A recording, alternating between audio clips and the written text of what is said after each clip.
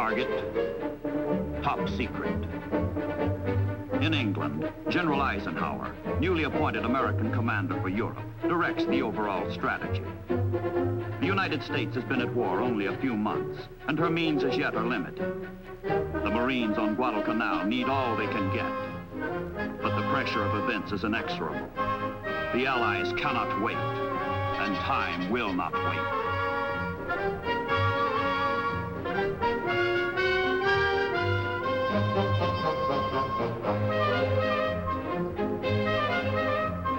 In October, troops embark at English ports for the first joint Anglo-American offensive in World War II.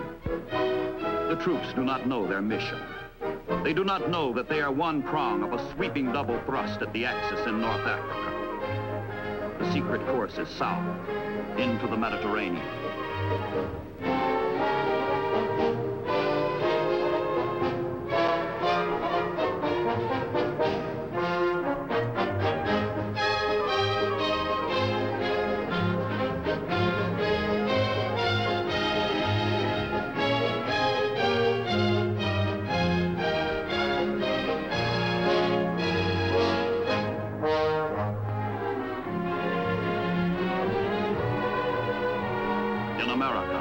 The other prong of the assault is hurriedly forged at East Coast forts, where untried and untested troops, fresh from civilian life, are brought together for the greatest amphibious operation yet attempted.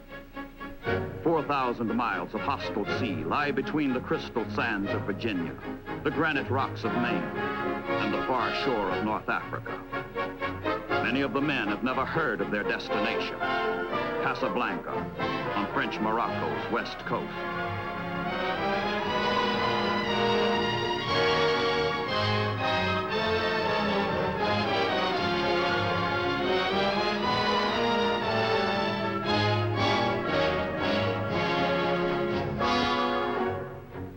Most of the troops have never been to sea before, and half the young sailors of the convoy are sailing the ocean for the first time. The Allies hope to trump some Axis tricks in a bold move which skeptics call premature. The chances of success are rated no better than 50-50.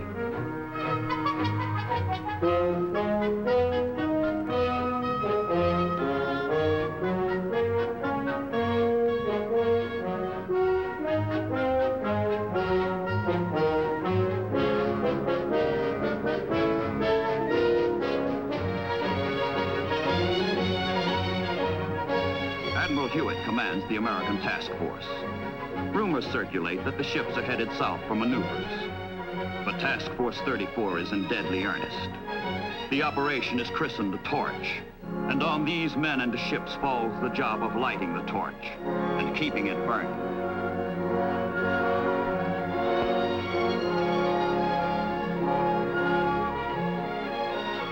From America, from England, 650 ships and the two convoys plod their precarious way, converging slowly on the whole northwest corner of Africa, moving jointly toward the target. Zigzagging past the submarine packs by day, steaming straight by night, the ships make the longest voyage ever ventured by an amphibious force. Get the soldiers across the vast and perilous sea safely. Land them on the barren and uncertain beaches safely. That is the sailor's job.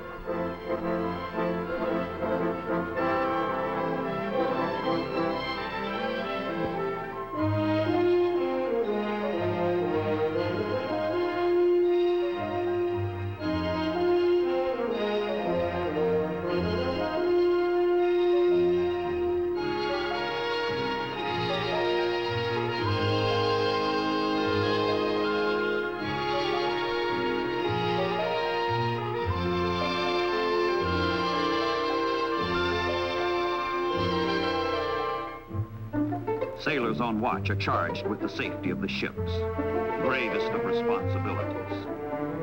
But in the transports, the troops have little to do except relax, fool around, wait, and try to forget what is ahead.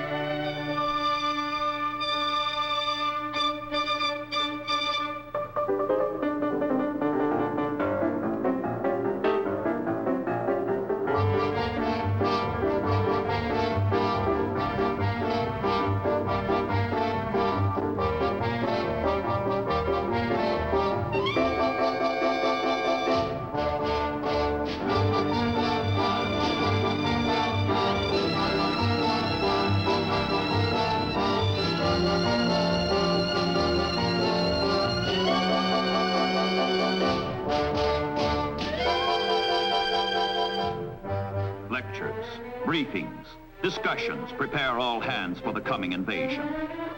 The Americans come as friends, but to crush Germany and thereby help Russia, they must first wrest bases from France, a friend. The French Vichy government in Europe has pledged itself to defend its African colonies against all. But whether the French will resist Americans, how violently they will react, none can say. So the friendly convoy must sneak toward shore like an enemy.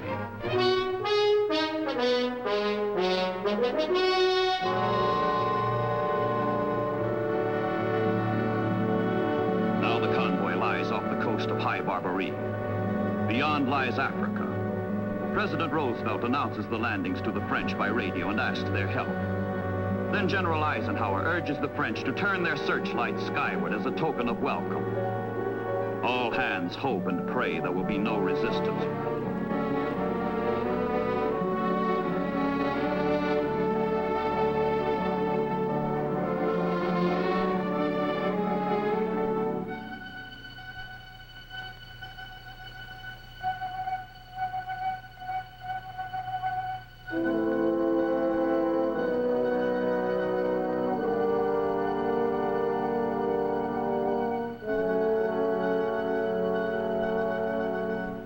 H-hour comes in the hazy dawn of November 8th, 1942. The troops go ashore, still uncertain whether they will be welcomed or resisted, embraced or shot.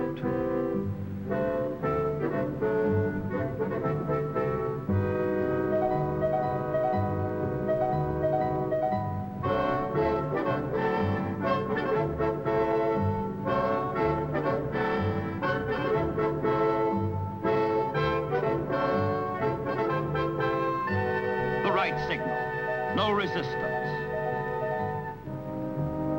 But the searchlights are deceptive. The lights are hostile, not friendly. The French are confused. They have not heard the Allied broadcasts, and military leaders loyal to the Vichy government decide to fight.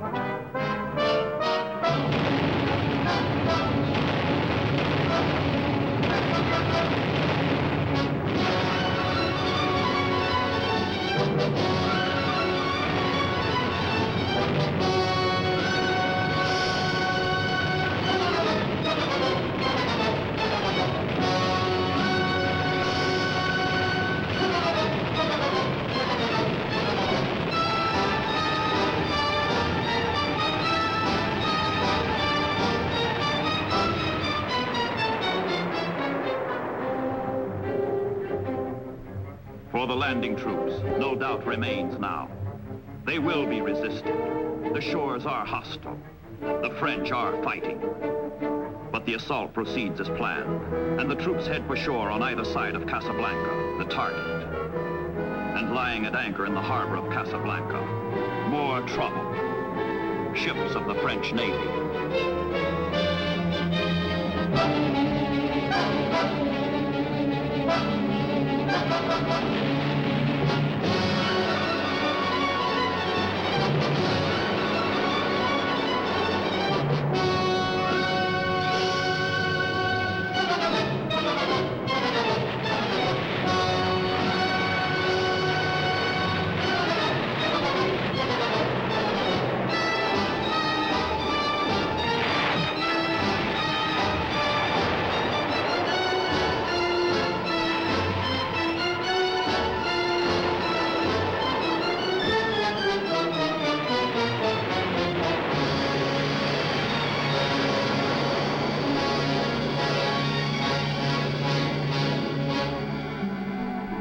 Casablanca continues for 3 bitter days before the Vichy French surrender, and the Free French and their American allies take over.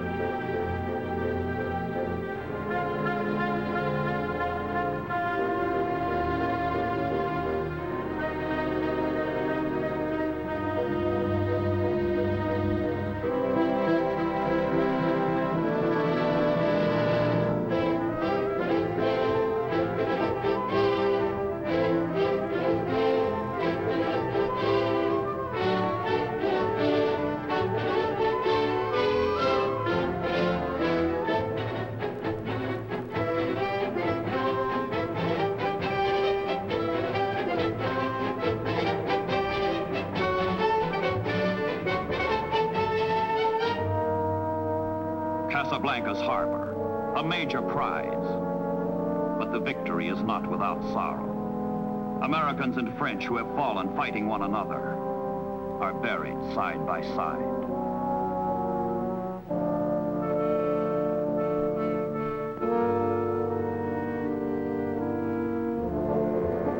A German commission sent to negotiate with the French is trapped in Casablanca. This, says the general who heads the delegation, is the worst setback to German arms since 1918.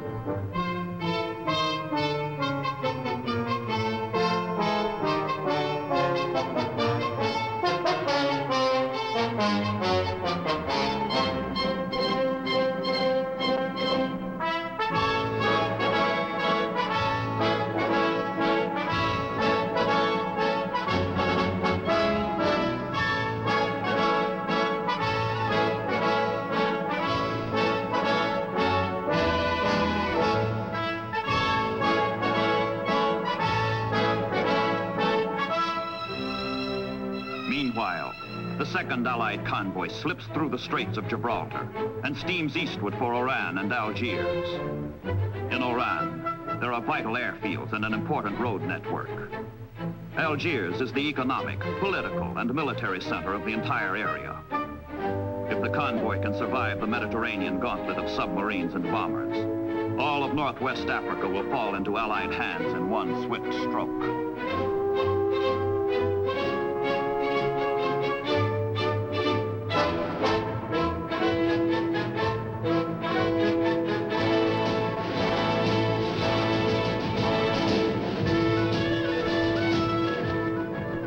Help from the French, the tactics work. The landings are the first major Allied victory in the war against the Axis.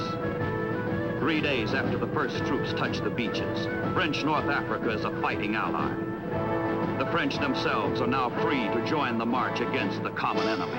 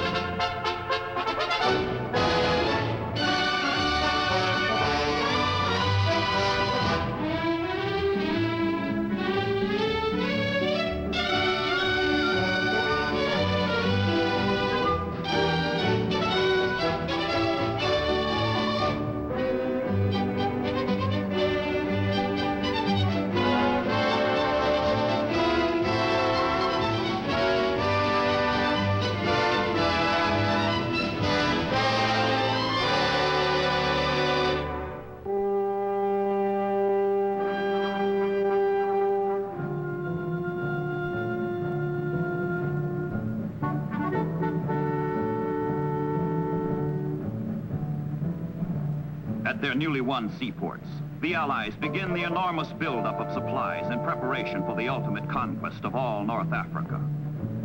General Montgomery and his 8th British Army are lashing Marshal Rummel and his fleeing Africa Corps 1,200 miles to the east.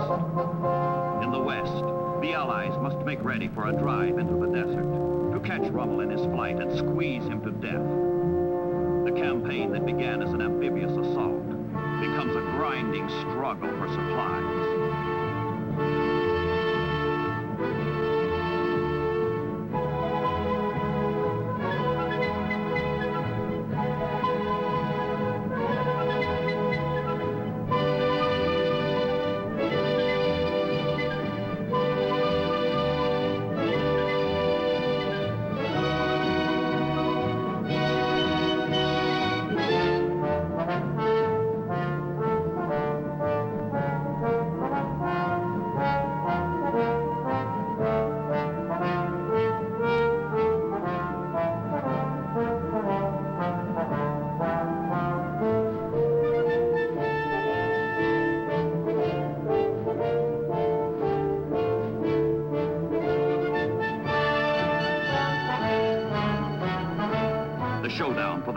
Mediterranean is on. All supplies, all Allied soldiers must be brought in by ship. The campaign depends on the ports and the navies that control them.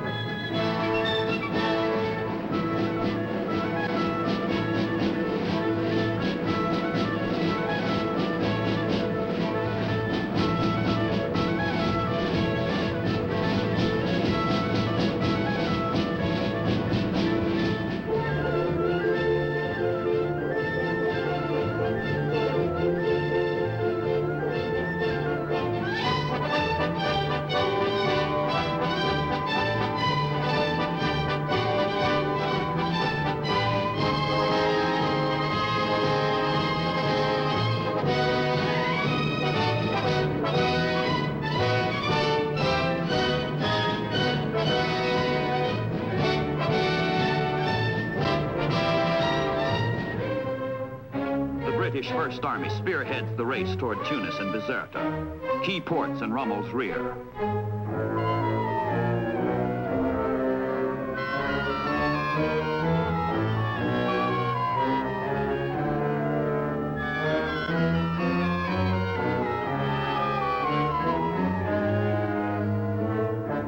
But the Desert Fox and his unbroken Africa Corps reach Tunisia first, checking the Allied move and nullifying the chance for a quick German defeat.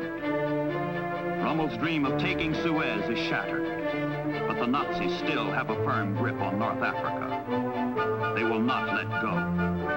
Into Tunisia, across the Mediterranean narrows from Sicily, the Axis High Command sends streams of transport planes to reinforce Rommel. Swiftly, efficiently, the Axis begins its own build-up to counter the Allies.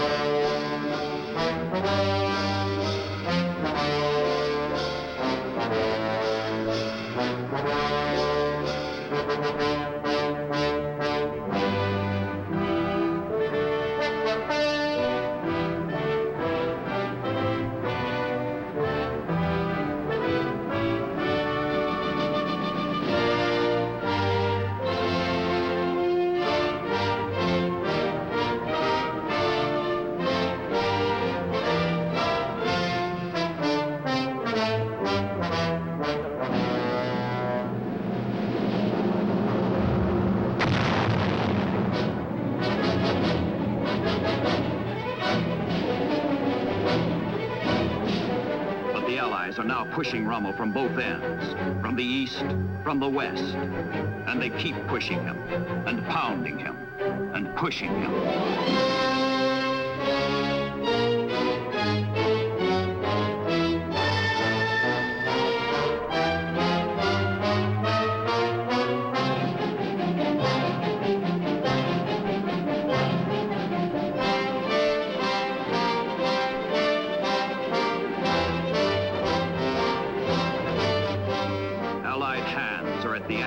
Throat. The pincers close. The sands run out for Rommel.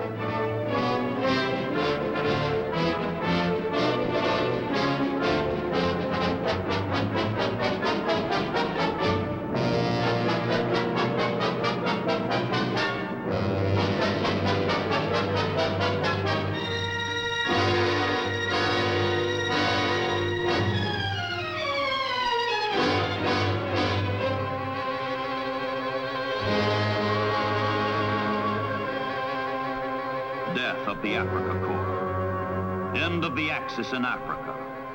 defeated in the Mediterranean on sea and the sand. Its obituary is written in the names of supply ports which it could not hold, which marked the road to disaster.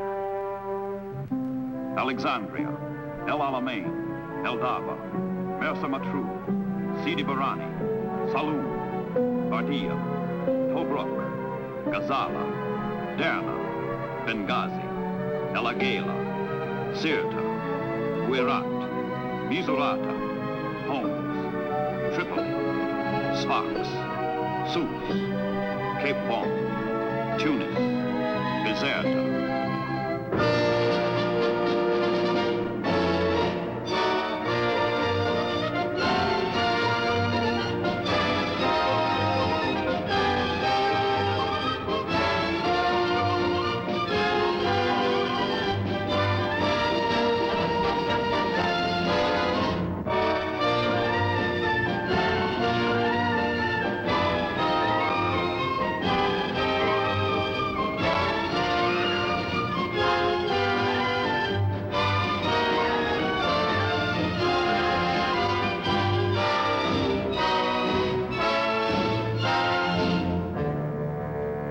250,000 Axis prisoners.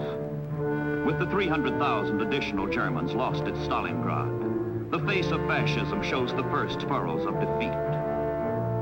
It is not yet the beginning of the end, but it is the end of the beginning.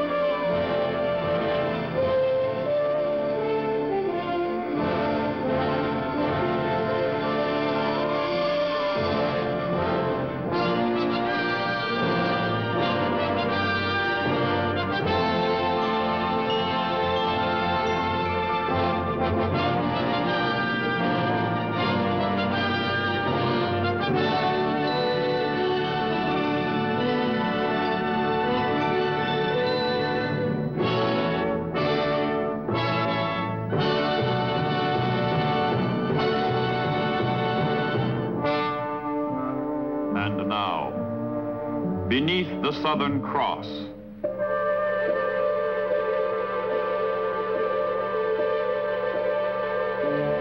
Somewhere in the South Atlantic, somewhere in the majestic waters which separate the continents of Africa and South America, a German submarine keeps a secret rendezvous. With supplies exhausted after weeks of preying on Allied shipping, the U-boat makes contact with a supply submarine, a milk cow, from which it will take on fuel, food, ammunition.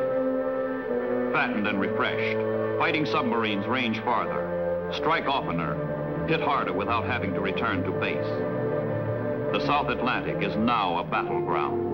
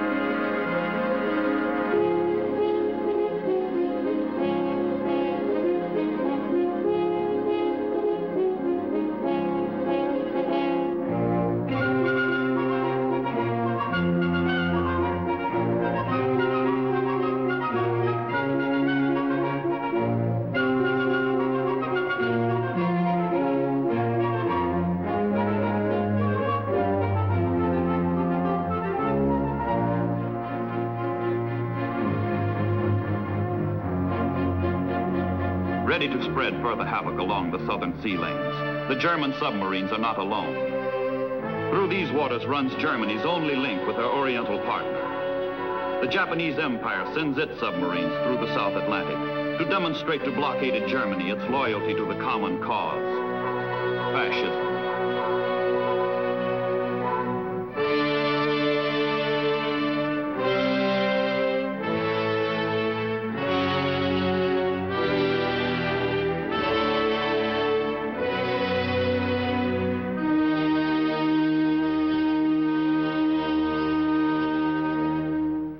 Grand Admiral Karl Dönitz, the chief of submarine warfare, himself extends Germany's warmest welcome to his Axis comrades in arms from the far Pacific. Hitler's Third Reich cordially embraces Hirohito's sailors.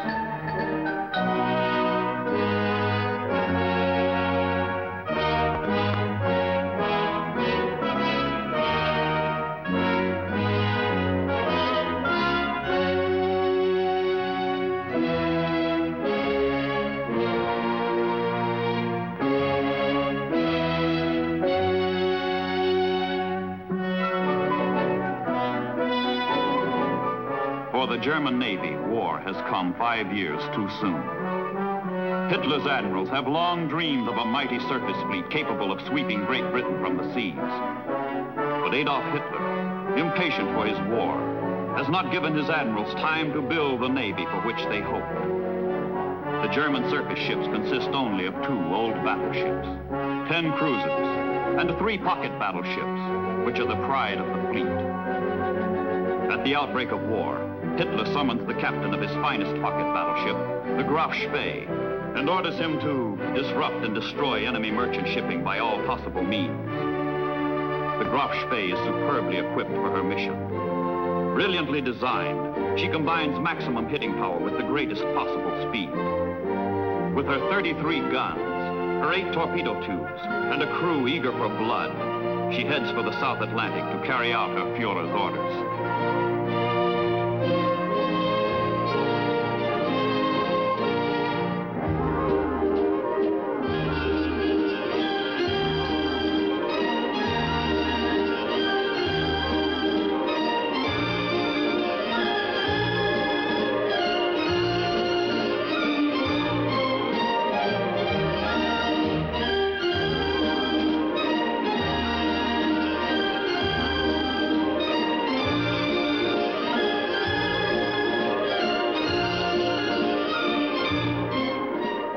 Of the Graf Spee is wildly successful. Single-handed, she hunts down and murders 50,000 tons of precious Allied shipping. As long as the Graf Spee is on the loose, no freighter within her enormous cruising range is safe. Let any merchant ship run afoul of her, and that ship is doomed.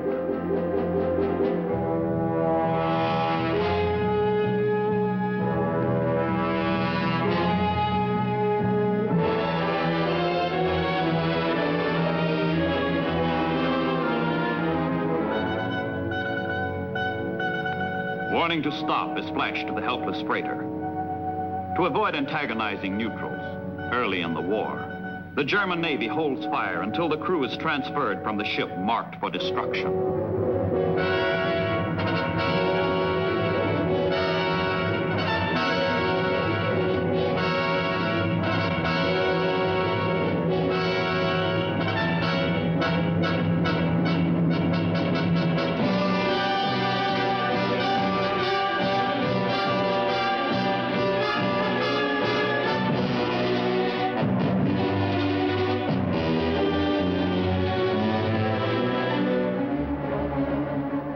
The menace of the Graf Spee overshadows the entire South Atlantic. But the hunter is being hunted. British cruisers, Exeter, Ajax, Achilles, after incessant search, bring the pocket battleship to bay.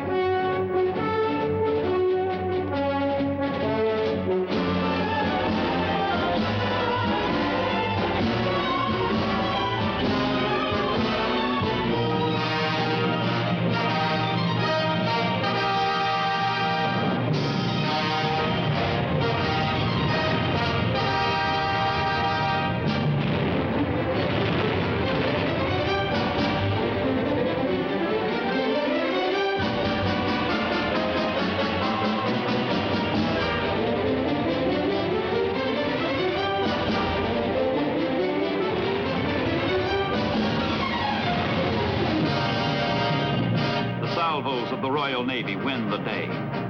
They damage the Graf Spee, but they do not sink her. Crippled and far from base, the German runs for cover.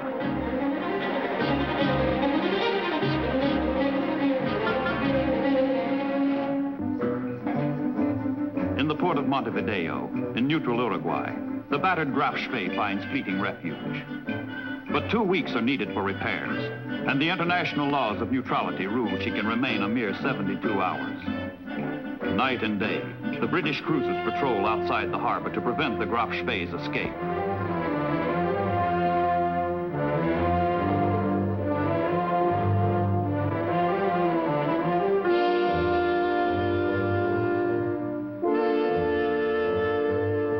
Ashore, the Uruguayan government imposes the strict neutrality rules on the German crew and rejects the desperate pleas of their captain to extend the time limit.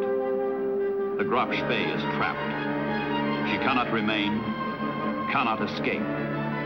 On Sunday, December 17th, 1939, the end comes. The Queen of the German Navy blows herself up. The Graf Spee commits suicide.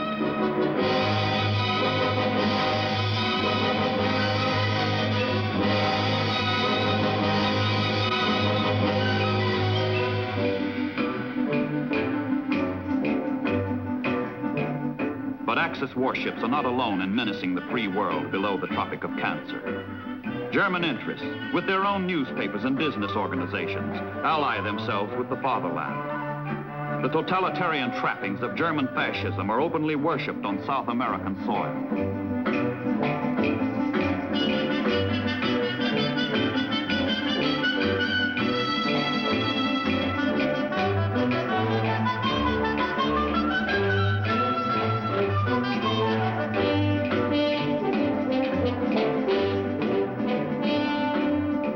Fascism even threatens the Caribbean. At the island of Martinique, important units of the French fleet lie anchored after France surrenders to Germany. The United States must prevent the ruling Vichy sympathizers on the island from transferring these ships to the Germans. The United States Navy exerts pressure to thwart such a move, keeps the warships neutralized. Strategically located islands like Trinidad, crucial to the defense of the Panama Canal and the Atlantic coast, become ramparts which the Navy uses to keep the war from the shores of the Americas.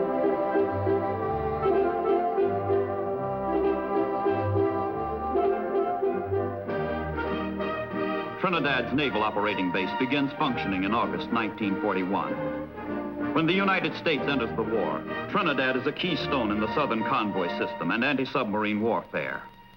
Under Rear Admiral Hoover, commander of the Caribbean sea frontier, the Navy relentlessly polices southern waters.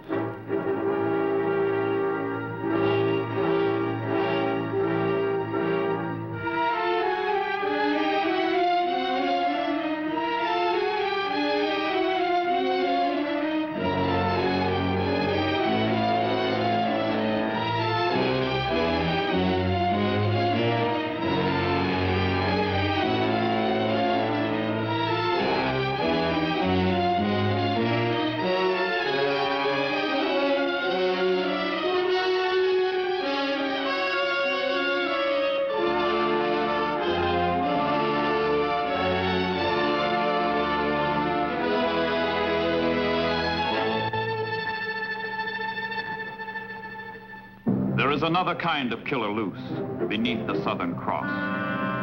It is not the U-boat, not a warship, but a German raider disguised as a merchantman, stalking her prey by stealth and fraud. Her victims think her an innocent freighter. But this is the Atlantis, a ravager that hits suddenly from ambush, showing her true colors only when ready to kill.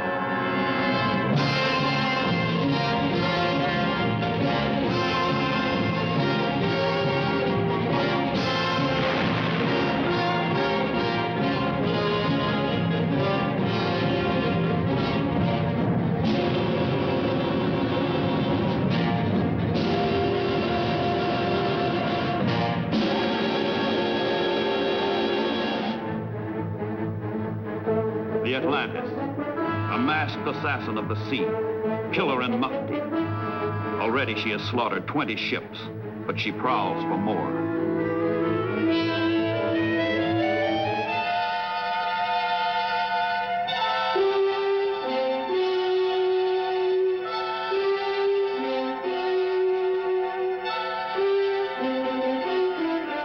fat prize, this one. A Greek merchant ship.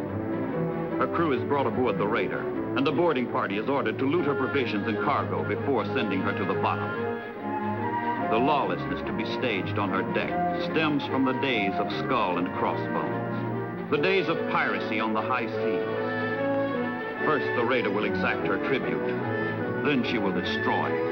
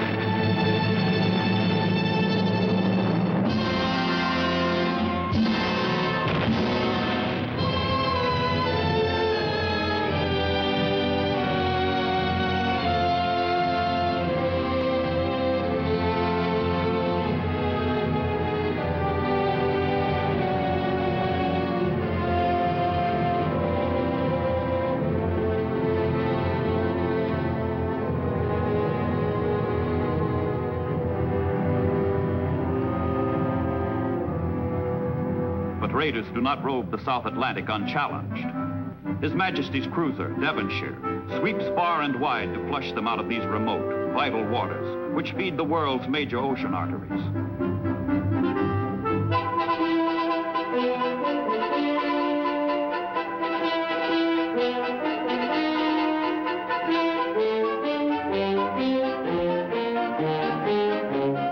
From the observation plane comes the report of an unidentified ship in the area, and the Devonshire changes course and speed to investigate. Is it friend or is it foe? The Devonshire must make sure before opening fire.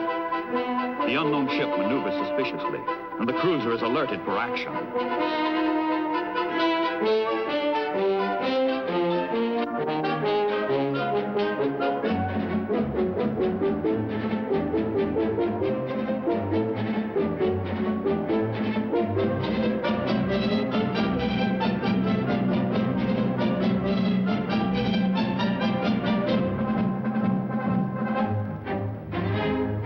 Suspicion grows into certainty as a check of intelligence reports indicates the ship may be the German raider known as number 16. Secret recognition signals from the Devonshire bring only evasive response from the mystery ship. No doubt remains. This is no friend, no innocent freighter. This is the raider Atlantis.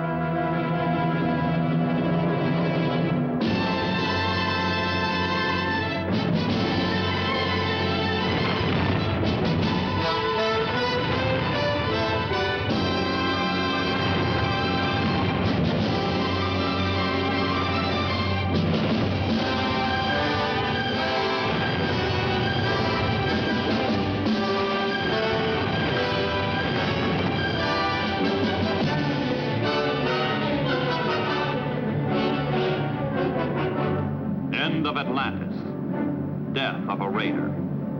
Devonshire cannot stay to rescue survivors. For wherever a German raider is, there also are German submarines.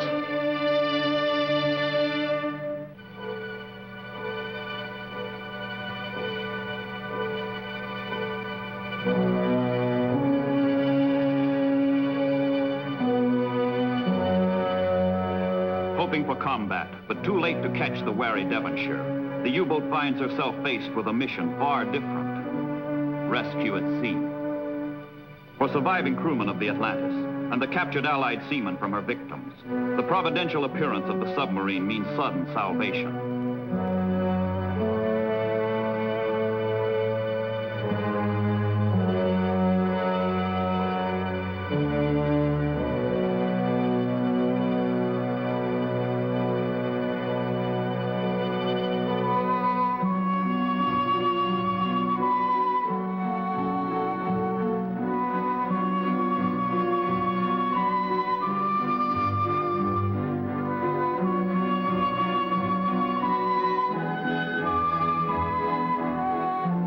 lifeboats in tow, the submarine heads toward a rendezvous with the supply ship, which will take the survivors ashore.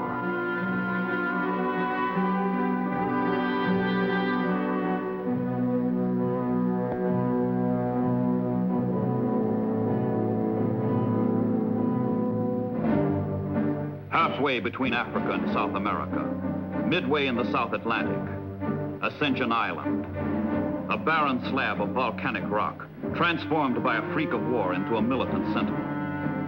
American engineers transformed this isolated English possession into a hornet's nest for the enemy, a haven for friends.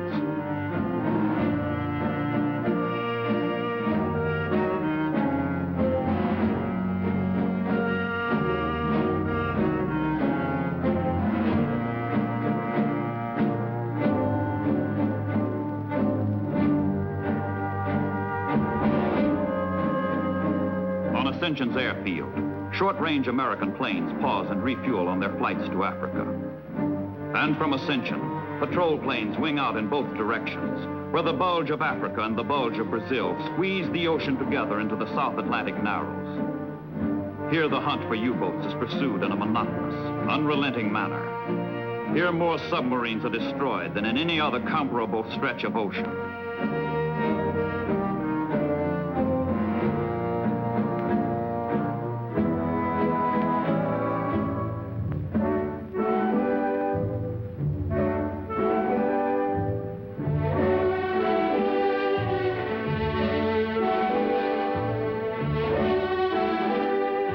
There is a saying, Deus é brasileiro, God is a Brazilian, because he has favored the land so lavishly.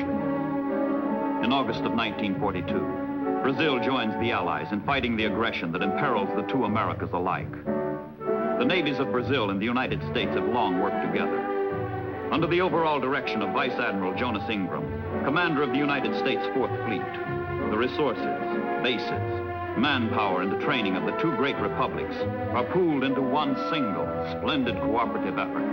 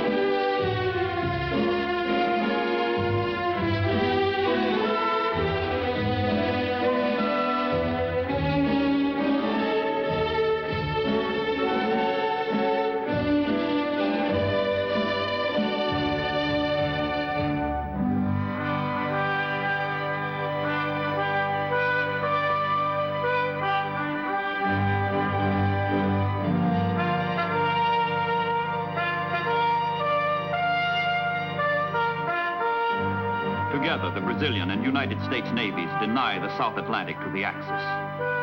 The impact of sea power here is felt afar in the African desert, where 500 Sherman tanks convoyed safely through the Narrows turn the tide of battle at El Alamein. Victory at sea in the South Atlantic means victory across the sea in North Africa.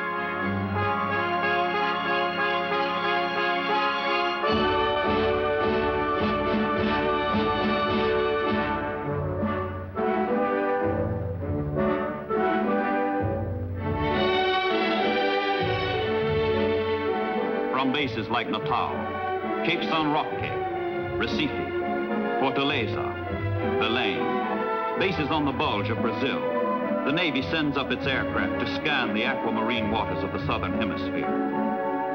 The blimps are the first of their kind to cross the equator. Their steady, patient patrols add another dimension to convoy protection.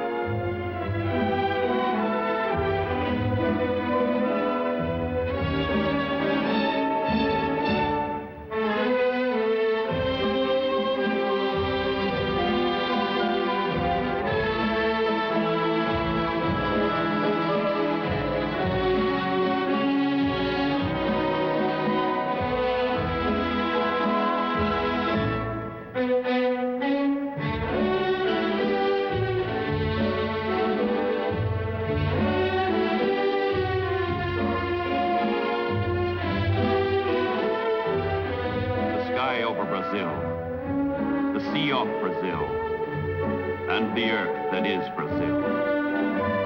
Remote from any front, deep in the valley of the Amazon, Brazilians harvest the product without which wars cannot be won: rubber. Here in the far-off primeval forest, the first primitive steps are taken to shoe the wheels that one day will roll across Italy and France, and into Germany. North America is the arsenal of democracy, but South America pours out her wealth to keep the arsenal stocked.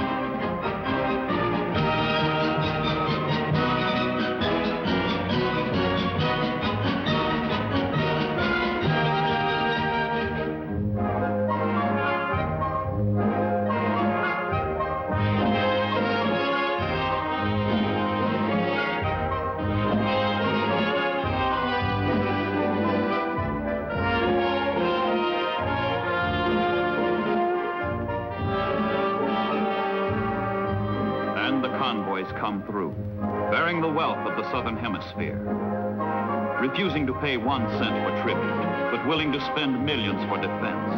The American republics have swept from the ocean highways of the South Atlantic their common foe. Spread wide across the sea, guarded by the might of nations which can fight side by side because they have learned to live side by side. The ships stream toward their goal, Allied victory.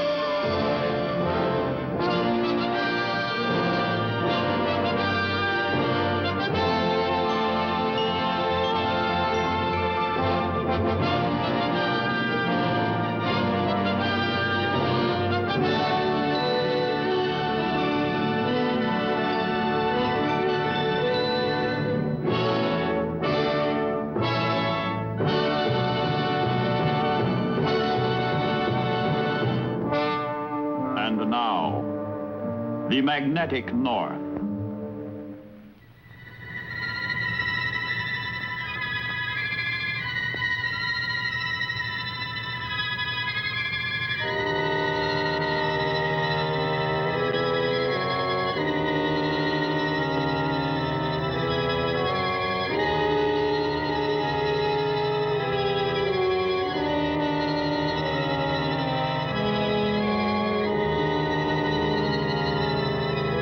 A few hours ago, and a few hours hence, over the vast, empty territory of Alaska, Americans fly tedious, repeated patrols. War has come to the wilderness, waste, void of the ultimate North.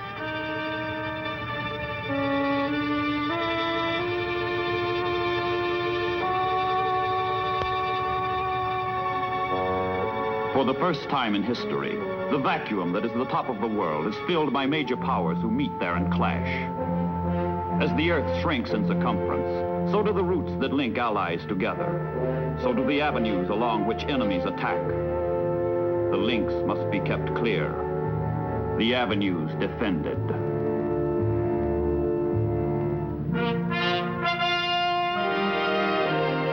After Dunkirk, while Englishmen stand at bay, marshalling their strength, they strike to the north. Under Lord Mountbatten, crack commando troops hit key enemy coastal positions with swift, ravaging raids in the ancient tradition of the Royal Navy, the tradition of Drake and Essex. In March of 1941, a commando force works its way through tortuous Arctic waters to stab at the Lofoten Islands off German-occupied Norway.